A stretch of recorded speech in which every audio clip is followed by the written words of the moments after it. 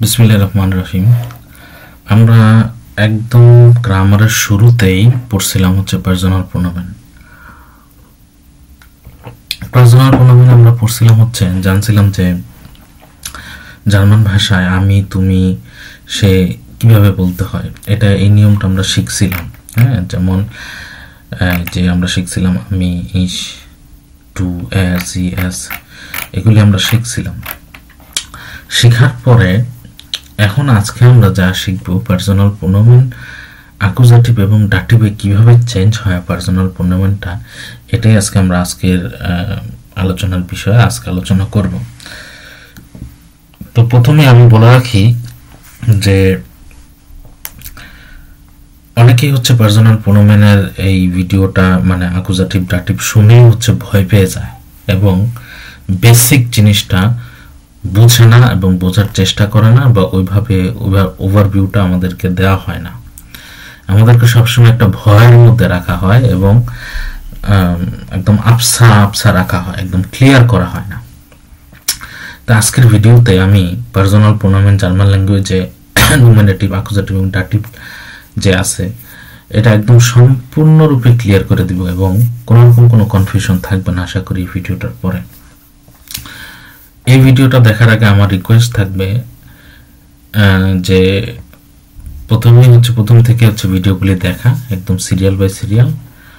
আর আরেকটা জিনিস হচ্ছে এই ভিডিওটার আগে অবশ্যই কারো মানে অবশ্যই তার জানা দরকার বা শেখা দরকার যে পার্সোনাল প্রোনাউন কি, নমিনেটিভ অ্যাকুজাটিভ কি, হ্যাঁ, যেগুলি আমি আগের ভিডিওতে এক্সপ্লেন করছি। কেউ যদি এগুলি পারে তাইলে হচ্ছে সে এই ভিডিওটা বা এই টপিকসটা শেখার জন্য সে ফিট। আচ্ছা, যদি কেউ নমিনেটিভ অ্যাকুজাটিভ জানে তাইলে আমার এটা রিপিট করার মনে করি যে প্রয়োজনীয়তা নাই, তারপর আমি একটু রিপিট করি যে নমিনেটিভ অ্যাকুজাটিভ কি। নমিনেটিভ অ্যাকুজাটিভ আমি যদি একদম সহজ ভাষায় বাংলা ভাষায় যদি বলি, নমিনেটিভ জিনিসটা হচ্ছে কোনো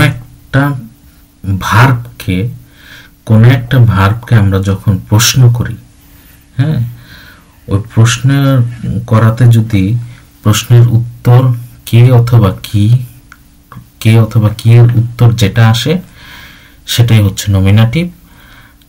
আর ভেন ওডা ভাস, কাকে অথবা কি এর উত্তর যদি আসে সেটা হচ্ছে অ্যাকুজাটিভ। কাকে অথবা কার জন্য, এই উত্তরটা হচ্ছে অ্যাকুজাটিভ। আমরা একটু ডিটেলসে দেখব। আর ডিটেলসে শুরু করার আগে আমার সাজেশন থাকবে সবাই এই ফর্মটা মুখস্থ করে ফেলবেন এবং খাতায় লিখে প্র্যাকটিস করে ফেলবেন।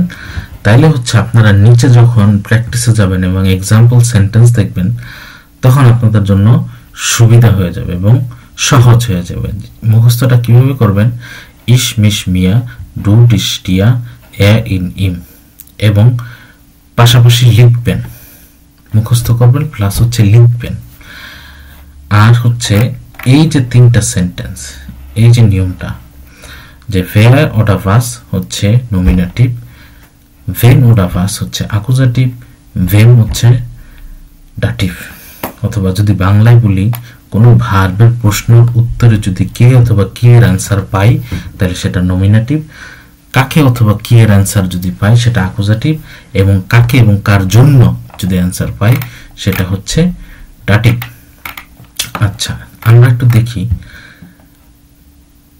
ইস লের্নে ডয়েচ, আমি জার্মান শিখছি বা শিখি। ইস লের্নে ডয়েচ, লের্নেন মানে হচ্ছে শেখা। কে শিখে, কি শিখে, কোথায় শিখে, এই ভার্বটাকে আমরা প্রশ্ন করতে পারি। আচ্ছা, যেহেতু আমরা দেখতেছি ইস লের্নে ডয়েচ ছোট্ট, লের্নেন কে শিখে, আমি শিখি। কে শিখে মানে হচ্ছে এই যে ওয়্যার, কে নমিনেটিভ, তার মানে আমরা নমিনেটিভ ফর্ম বসাই দিলাম। ডু স্পিলস ফুটবল, তুমি ফুটবল খেলছো। কে ফুটবল খেলে, হ্যাঁ, নমিনেটিভ মানে হচ্ছে মেন ফর্ম, ইস বসাই দিলাম। ডু স্পিলস ফুটবল। ভিয়া wohnen in Berlin, আমরা বার্লিনে থাকি। তার মানে কে দ্বারা প্রশ্নের উত্তর হচ্ছে সব সময় নমিনেটিভ। এটা সব সময় মাথায় রেখে দিবেন যে কে দ্বারা প্রশ্নের উত্তর সব সময় নমিনেটিভ। অ্যাকুজেটিভ হচ্ছে অ্যাকুজেটিভ নাম শুনলে অনেকে ভয় পেয়ে যায়, রে না জানি কি, কত কঠিন। আসলে কিছুই না, আসলে শুধুমাত্র একটা প্রশ্নের উত্তর, আর কিছুই না। জেন মানে হচ্ছে কি, দেখা। কে দেখে, কি দেখে, কাকে দেখে, কোথায় দেখে, কিভাবে দেখে, মানে এই ভাবটাকে অনেকভাবে প্রশ্ন করা যায়। আচ্ছা, আমরা দেখি কে দেখে, ইস, আমি দেখি। এই যে বলছি কে দ্বারা প্রশ্নের উত্তর কি, নমিনেটিভ, ইস। ইস সে, কাকে দেখি, হ্যাঁ, অথবা কি দেখি, ডিশ। হ্যাঁ, যেহেতু এটা ডু ছিল, কাকে দেখি, তোমাকে, তাহলে এই তোমাকের কি দেখি যখন কি হয়ে যাচ্ছে অথবা কাকে হয়ে যাচ্ছে, তখন হয়ে যাচ্ছে কি, অ্যাকুজেটিভ। হ্যাঁ, এই যে দেখি আমরা ডু এর অ্যাকুজেটিভ ফর্ম কি, ডিশ। ডু এর অ্যাকুজেটিভ ফর্ম কি, ডিশ। এজন্যই বলছি যে আপনারা এটা মুখস্থ করে ফেলবেন। তাহলে হচ্ছে আপনারা আগে যদি মুখস্থ করেন, আগে যদি 4টা মুখস্থ করেন এবং এই 3টা নিয়ম মুখস্থ করেন, দেন হচ্ছে যদি এক্সারসাইজে আসেন তাহলে হচ্ছে অটোমেটিক ধরতে পারবেন। তারপরে দেখেন, ইস গেবে ডিয়া আইন বুক। গেবেন মানে কি, কোনো কিছু দেওয়া। আচ্ছা, কে দেয়, ভাবটাকে প্রশ্ন করব সবসময় আমরা। কে দেয়, কি দেয়, কাকে দেয়, কোথায় দেয়, কিভাবে দেয়, অনেক প্রশ্ন করা যায়। যেহেতু আমাদের সেন্টেন্স অনেক ছোট, এত প্রশ্ন করার দরকার নেই। আচ্ছা, আমরা দেখি গেবেন, কে দেয়, ইস। ওই যে বললাম যে কে দ্বারা প্রশ্নের উত্তর কি, নমিনেটিভ, তার মানে কি হবে, ইস নমিনেটিভ। গেবে, কি দেই, কি দেই অথবা কাকে দেই, কি দেই, কাকে দেই।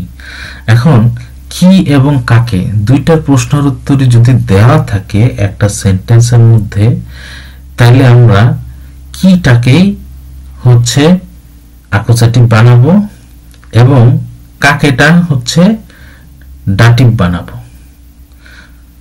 কি এবং কাকে দুইটার প্রশ্নের উত্তরে যদি দেওয়া থাকে, হ্যাঁ, তাহলে আমরা কিটাকে সবসময় নেব এবং কাকে সবসময় ডাটিভ বানাবো। আচ্ছা, কি হচ্ছে ডিরেক্ট অবজেক্ট, কি হচ্ছে কি, আইন বুক, অ্যাকুজেটিভ। কাকে দেই অথবা কার জন্য, কাকে অথবা কার জন্য, ডাটিভ। হ্যাঁ, আমরা আরো কিছু এক্সাম্পল দেখি। এখানে অনেকগুলি এক্সাম্পল আছে অ্যাকুজেটিভ, ডাটিভের। এগুলো আপনারা যদি একটু মনোযোগ দিয়ে দেখেন তাহলেই হচ্ছে বুঝতে পারবেন। এবং আমি সাইডে সাইডে সাইডে সাইডে লিখে দিছি, হ্যাঁ, এবং এক্সপ্লেন করে দিছি। আপনাদের যদি অবশ্যই কোনো প্রশ্ন থাকে বা জানার থাকে তাহলে অবশ্যই হচ্ছে কমেন্ট করবেন, কমেন্ট করে জানাবেন। এখানে আমি ডাটিভেরও কাকে বা কার জন্য প্রশ্নের উত্তর সবসময় ডাটিভ, মুখস্থ করে ফেলবেন। কাকে কার জন্য, কাকে অথবা কার জন্য দেওয়া হচ্ছে ডাটিভ। ইস লাইয়ে ডিয়া মাইন অটো। লাইন মানে কি, ধার দেওয়া।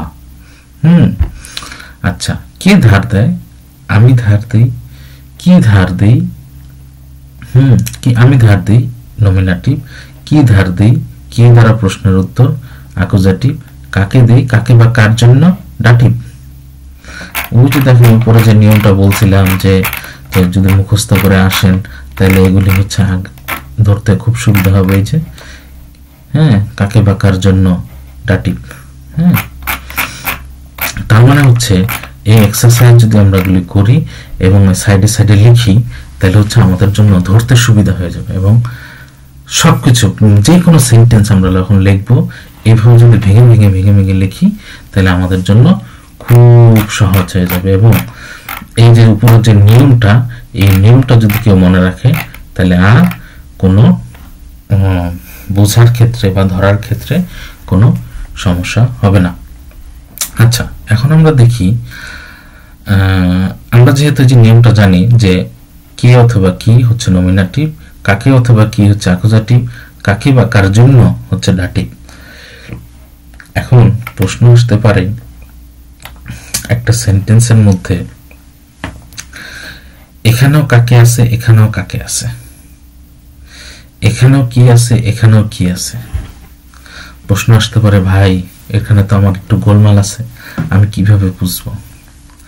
সমাধানও আছে, যেখানে সমস্যা আছে সেখানে সমাধানও আছে। এখন যেহেতু আমি সর্বপ্রথম যদি আমি দেখি, ধরেন এক্সাম্পল স্বরূপ গিভেন, কে দেয়, যদি কে দ্বারা প্রশ্নের উত্তর পাওয়া যায় তাহলে তো আমি নমিনেটিভ বসাই দিলাম।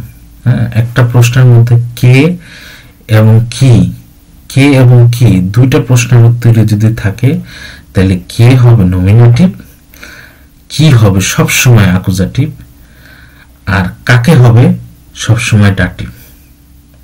আমি আবার বলি, একটা প্রশ্নের মধ্যে যদি তিনটা প্রশ্নের উত্তরই দেয়া থাকে কে, কি এবং কাকে, তাহলে কে হবে নমিনেটিভ, কি হবে অ্যাকুজাটিভ, কাকে হবে ডাটিভ। এটা ঠিক এইভাবে মুখস্থ করে ফেলবেন যে একটা প্রশ্নের মধ্যে যদি একটা সেন্টেন্সের মধ্যে তিনটা প্রশ্নের উত্তর যদি দেওয়া থাকে তাহলে কে হবে অ্যাকুজাটিভ, কি হবে Entschuldigung, কে হবে নমিনেটিভ, কি হবে অ্যাকুজাটিভ, কাকে হবে ডাটিভ। এইভাবে মুখস্থ করে ফেলবেন। যেমন উদাহরণস্বরূপ ich gebe dir ein Buch। আচ্ছা, গেবেন মানে হচ্ছে দেওয়া, কে দেয়, কি দেয়, কাকে দেয়। তাহলে একটা প্রশ্নের মধ্যে একটা সেন্টেন্সের মধ্যে তিনটা প্রশ্নের উত্তর দেওয়া আছে। তার মানে নিয়ম কি? তার মানে নিয়ম হচ্ছে যদি কে এর উত্তর দেওয়া থাকে, কি এর উত্তর দেওয়া থাকে, কে এর উত্তর দেওয়া থাকলে তো সরাসরি সাবজেক্ট নমিনেটিভ। হ্যাঁ, কি এর উত্তর দেওয়া আছে অ্যাকুজাটিভ, কাকের উত্তর দেওয়া আছে ডাটিভ। সোজা কথা, একদম সহজ ভাষায়।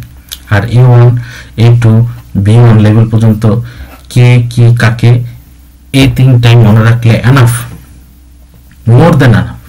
এই যে তিনটা সেন্টেন্স, এই তিনটা সেন্টেন্স যদি কেউ মনে রাখতে পারে তাহলে তার জার্মান ল্যাঙ্গুয়েজে অনেক কিছু সহজ হয়ে যাবে।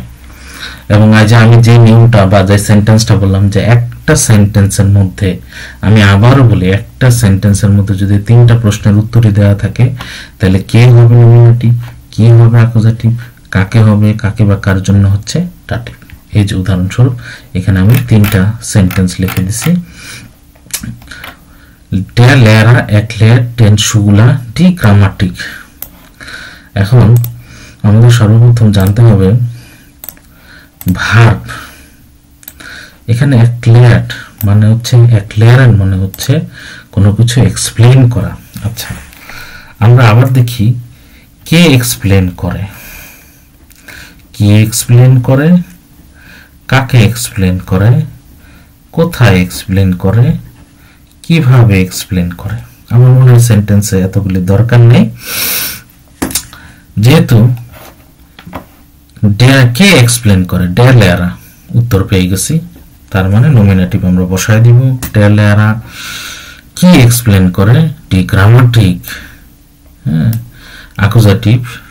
কে এবং কি প্রশ্নের উত্তর আমরা পেয়ে গেছি, তাহলে কে হচ্ছে নমিনেটিভ, কি হচ্ছে অ্যাকুজাটিভ, এবং কাদেরকে এক্সপ্লেন করে, ডেন শুলান মানে হচ্ছে ছাত্রদেরকে।